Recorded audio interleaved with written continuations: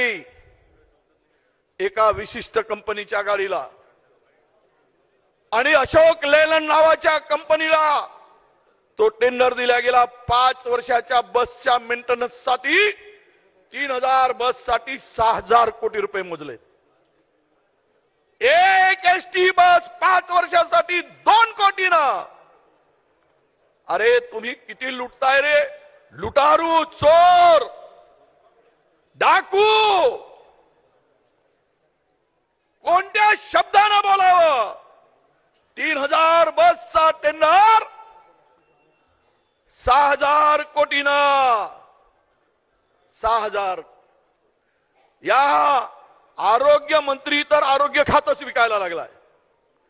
काल पेना टेंडर काढलं त्यांनी 2800 कोटी रुपयाचा। त्यामध्ये हॉस्पिटलच्या क्लिनिंगचं काम आहे। हे काम मागील वर्षी पूर्ण महाराष्ट्रामध्ये 1200 कोटी रुपयात होत होतं, आणि हा चोर डाकू लोकांनी 2800 कोटी रुपयाचा टेंडर काढला।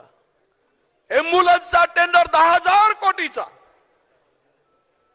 काय चाललंय?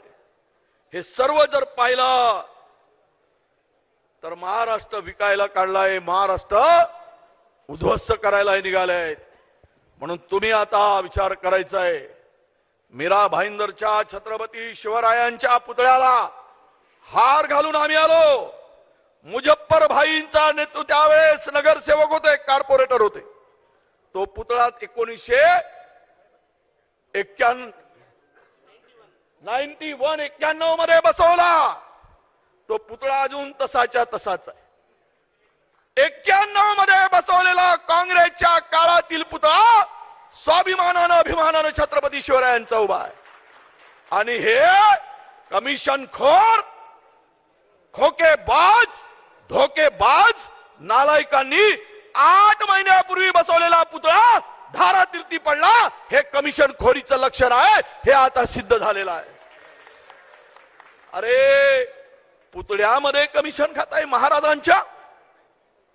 आता महाराजांच्या आशीर्वादानं महाराजाची भवानी तलवार तुमच्या माना छाटल्याशिवाय राहणार नाही। एवढं महाराष्ट्राची अस्मिता उद्ध्वस्त करण्याचं काम केलंय तुम्ही। हे सगळं सुरू आहे खुलेआम। यासाठी जागा तर इतक्या दिल्या, काय सांगू तुम्हाला। काल परवा कुर्ल्याची जागा दिली, 20,000 कोटीची जागा आहे ती। राहिला कुठे? धारावी।